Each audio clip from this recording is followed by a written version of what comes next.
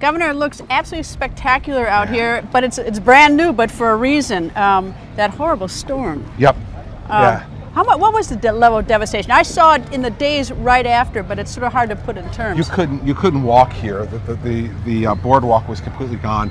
These stores were all completely flooded and filled with sand. You know, up 4 or 5 feet of sand all the way back to the end of these stores, and the whole thing needed to be rebuilt. We had to take the whole boardwalk down, rebuild it, and then unfortunately 11 months later we had a fire here that took down half of it, and we've rebuilt it again now. So it's been a tough 2.5 years, but I was talking to business owners here this week, and they said this is a better summer than they've ever had. Really? Let me people on the beach coming, spending money. Yep. No, it's great, and it's getting that feel back again of the activity. The rides are rebuilt down the other end of the pier here, and so you're getting a lot of families back here again. It's all really good. All really good. What caused the fire? I know what caused the storm, but what caused the fire? The fire was an electrical fire at one of these stands, and it unfortunately was a very windy day, and the wind just blew this fire all the way up, just about to this level of the boardwalk. From here all the way back had to be rebuilt again. This is about right where we put the dividing line in and broke the boardwalk apart to be able to stop the fire. Well, you never know what you're getting into when you're a governor or a president. I mean, President Bush 43 thought he was going to be the education president. He ended up to be 9/11 president. You never expected this, and you get that massive storm. No, I mean, listen, there's nothing in the new governor's manual to prepare you for losing 365,000 homes in 24 hours, having 75% of your state have no power, and every school in the state closed, no water treatment plants or wastewater treatment plants operational, and only 51 gas stations operational in the entire state. It was an extraordinary time, but it was a time that really tested me and tested my team, and I think, you know, most people in the state.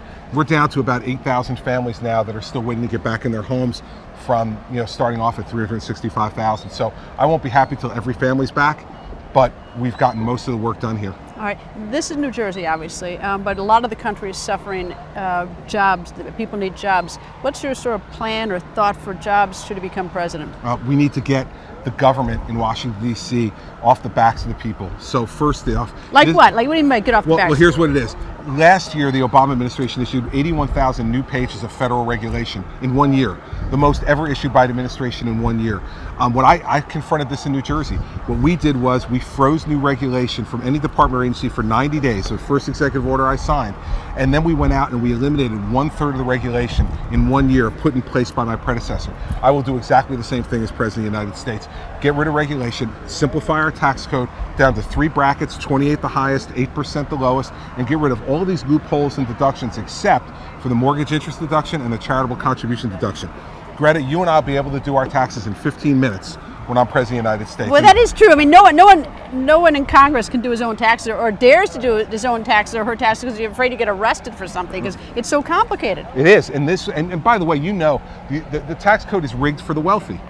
It is rigged for the wealthy in this country because most people don't use all these deductions and loopholes. They use the standard deduction. So let's get the tax code fair for regular, everyday people in this country, and the rich will do fine no matter what. All right, what's your strategy in terms of on the ground in Iowa, New Hampshire, South Carolina, which are the first 3 big contests? It's to do exactly what I do here and what I've done here for the last 6 years. Get on the ground and meet people, talk to them, let them meet me. I've spent more time in New Hampshire than anybody in this race. Days on the ground in New Hampshire have been more than anybody else. We just made 2 trips to Iowa, making another one next weekend. And that's the way you win these things, Greta. You've seen this happen before. You just get on the ground, you work hard, you let people get to know you, and that's the strategy. What's the relationship among the candidates? Because I always think it's sort of interesting is that you all stand up on the stage and then afterwards you got to look at each other after it's all over, after you've said mean, nasty things sometimes, some people, then you got to look at each other. Well, listen, a lot of us already have relationships, right? So there's a bunch of governors and former governors up there that have worked with each other. So me, Rick Perry, Bobby Jindal, John Kasich, we've all worked together over time. So we have a good relationship. And I had one of the candidates say to me the other night, it's made, who ran last time, and he said it's made it a lot easier this time in terms of everybody getting along with each other because you guys get along with each other so well that it's lowered the temperature among all the candidates. So I think so far it's really good. Now check back with me in December, we'll see how it goes. But right now everybody's getting along well, and I think part of it's because the governors know each other, and we've set a different tone. Do you dare take a swipe at Trump? He doesn't seem to take the first swipe, but you take the first swipe at him, he's going to nuke you. Well, listen, the bottom line is that this isn't about Donald Trump, it's about me. And I've taken the position with the media. I'm not, and I think Marco Rubio's done the same thing, I'm not going to answer every crazy thing that Donald says. I've known him for a long time, no longer than anybody probably on that stage. I've known him for 13 years. And Donald's a great guy and a good person, but I just don't think he's suited to be president of the United States. Why? I don't think his temperament is suited for that, and I don't think his experience is. He's got great experience in doing things in business, but I'll give you a perfect example.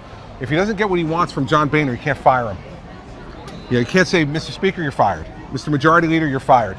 You got to learn to work, and I just don't think it best utilizes his skills. So, but I'm not going to respond to every little thing that he says, and that's why you haven't seen me do that. This is about me getting my message out to the American people, not worrying about Donald. All right, if you only got one issue to promote as president, if you only get one thing, if you become president and you get your legacy, what's the one thing you want to leave the White House? We have to make sure that American lives are safe and secure. That's the number one job of the President of the United States, is to secure the homeland and the lives of the people that you serve. And no one has the experience that I have in making sure that we fight terrorism. I'm the only one who's investigated, prosecuted terrorism, sent terrorists to jail. We have to make sure that we keep our country safe and secure, that we make our homeland a place where folks can thrive and grow, create jobs, and not worry about their safety. Remember what it was like after 9/11, Greta.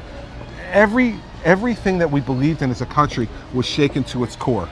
That's what an unsafe country can do. So I want to make my legacy as President of the United States to be securing the homeland and improving our relationships with our allies around the world, and making sure our adversaries know the limits of our patience. Right now they don't.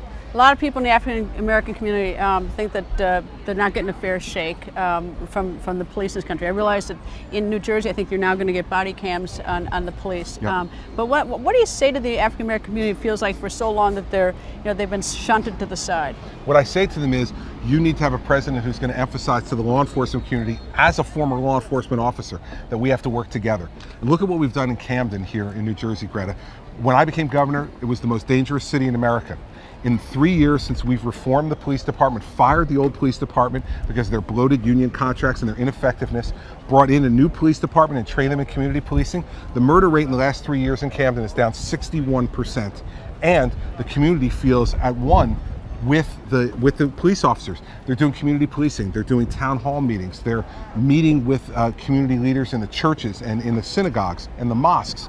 You know, it's a whole different feel now. They even have police officers who go around at Christmas time to the poorest neighborhoods in the city and deliver donated Christmas gifts. They feel like they're in it together. That's the way we need to do it around the rest of the country. Let me ask you the flip question. I've been down to the police memorial in D.C., done a show there, and you've got a wall of 20,000 plus police officers who have died in the line of duty. A lot of police officers feeling right now that people have turned on them. That they've been criticized harshly. What do you say to the police officers? Not this governor, because the reason we're putting body cams on state troopers in this state is to protect the police officers first and foremost. Though, when a police officer is doing his or her job the right way, they'll never fear having a body cam on, because the evidence will prove that they've done their job the right way. I believe the overwhelming majority of police officers in this country are great men and women who sacrifice their lives for us every day. But we have to understand that there's a disconnect, and we got to work together to make that connection work. That's the way police officers want it too. They do these jobs because they care about their communities, not for any other reason. They don't get rich off of it. They get because they want to help make their communities a safer and a better place. And I think if they have someone who's been in law enforcement as president, who understands the challenges, the criticisms, sometimes unfair, and knows how to combat that, they'll feel a lot more secure about their jobs and feel like they have a president who's in their corner. All right, what should the disenfranchised in some of these urban communities do? Some of the poor, take for instance Detroit, or some of these cities where things are really rough. Why should they vote for a Republican? And why should they vote for you? Well, listen, let's take the African American community. These are not my words. This is the words of an African American pastor in Newark who endorsed me for re-election in 2013. You know what he said to his congregation? He said, listen, we've been the most reliable votes, the African American community, for the Democratic Party for the last 50 years. And for 50 years, the Democratic Party has been promising this community better schools and safer streets. And 50 years later, they have neither. Maybe it's time for them to give someone else a chance. And I want to go into the African American community and campaign hard to say to them, I want to give your kids choice about where to go to school. I want to get you better schools by putting the power in the hands of the parents, not in the hands of bureaucrats in Trenton or in Washington, D.C. And I want to set up community policing in all of our communities like we've done in Camden to reduce the level of crime so that you can walk to your local grocery store, so you can walk your kid to school and walk them to a movie on a Friday night, not be in fear. Well, looking around here, you have a lot of fans. We got like this sort of like, I feel like, look at that, see that? It's amazing. You've almost got like a group of like almost a paparazzi of New Jersey people following you. Well, the Jersey Shore is a great place for me, always has been, because the people here know how hard I've worked for them. And these folks down here who were devastated by Sandy the most understand how hard I've worked for them, and I think that's why I get the kind of reaction generally down here that I do. And I spent a lot of my youth on this boardwalk right here, Greta. And you're probably not going to tell us about all that, right? You're better. I think we're both better off if I don't. Probably much better off. Anyway, Governor, always nice to see you. Thank you very Greta, much. thanks for having me on. Nice to see you. Appreciate it.